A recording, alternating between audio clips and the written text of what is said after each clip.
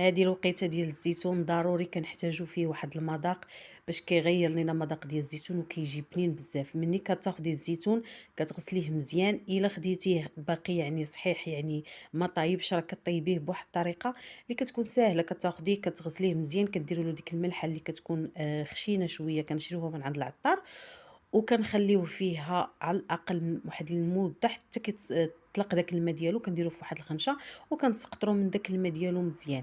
هذه الطريقة إلا كان الزيتون خضر. أما إلا كنتو ومن بعد كتشرملوه بنفس الطريقة. إلا خديتو الزيتون كيف ما خديت أنا يعني واجد، خديته من عند واحد السيد تقريبا، هنا عندي واحد 2 كيلو ونص ديال الزيتون كحل.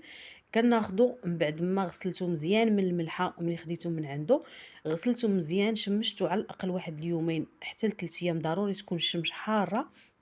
ومن بعد كنديرو في واحد الزلافه اللي ندير عليه معلقه ديال الكمون، معلقه ونص ديال الكمون، كتبقى على حسب الكميه ديال الزيتون اللي عندكم. معلقه ونص ديال الكمون. الحار بالنسبه للسودانيه كتبقى اختياريه، انا كانت عندي الهريسه ما حاراش بزاف، ضفت عليها واحد المعلقه كبيره ديال السودانيه. كنضيفوا معلقه ديال الهريسه اللي كتبقى حتى هي اختياريه، الا كانوا عندكم الوليدات ما ديروش الحار بزاف يعني كياكلوه ليكم. كنديروا واحد الطرف ديال الحامض مصير اللي كنقطعوه رقيق، كنديروا القزبر ومعدنوس، كنديروا واحد الراس ديال الثومه اللي كنقطعوه غير كيتقطع بحال هكا. بغيتوا كذلك الثومه تحكوها حكوها، انا غير قطعتها هكا طريفات صغار، كتجي حتى هي مزيانه كتعطي نفس المذاق صافي. وكنضيف الزيت البلديه اللي كنضيف ضروري تكون مهمه، واحد الكاس ديال العنبه. بالنسبه لي انا هاد 2 كيلو ونص راه درت فيها كاس ديال الزيت النباتي ديال العنبه. وإلا كانت كمية كتيرة راه كتضيفوا الكمية اللي بغيتو تشرملو غير بشوية يعني كمية كل مرة تحتاجوها، راه كتحتاجو كديروا ديك الكمية اللي نتوما كديروا غير شوية وكتبقاو تحطوه في الطبسيل صافي. كتخلطوا مزيان هاد المكونات هادو.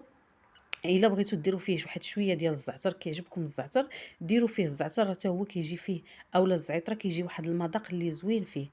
صافي كنبقى نخلطو حتى كيتلبس ليا داك الشرموله كامله، داك الزيتون كيف ما شفتوا كيجي واحد المذاق اللي فيه، غير جربوه كيجي زوين. بالنسبه لي انا هاد الزيتون هذا راه كان شويه مخلط، بقى وحده هنا لقيتها راه ما يعني ما طيب ما معصراش مزيان يعني ما طيباش، ولكن واخا هكاك غادي يبقى غادي يعطي واحد المذاق اللي زوين. غادي نديرو في واحد الطاسه وغادي نسد عليه وغادي نديرو في الثلاجه. منين كنبغي كنجبد واحد الكميه كنديرها في واحد طبيسيل هكا اللي كيتغطى دوك المهم دوك العيبات ديال دوك الطبيسله الطويجنات ديال الزيت والزيتون وهذه، كنحطهم وكنخليه على برا نجبد الكميه ديال يومين اولا 3 ايام وصافي. كيبقى هذا لا ما بغيتوش تاخذوه مباشره انكم تاكلوه من الثلاجه.